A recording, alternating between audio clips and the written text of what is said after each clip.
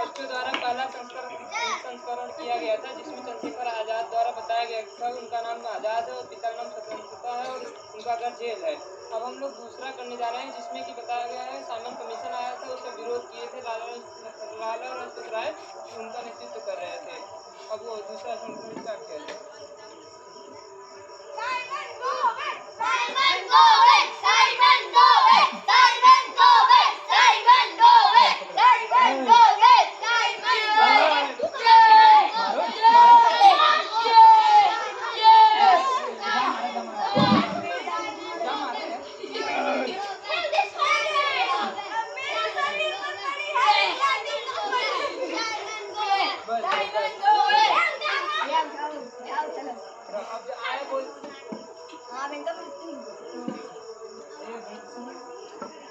बैठ जा बैठ।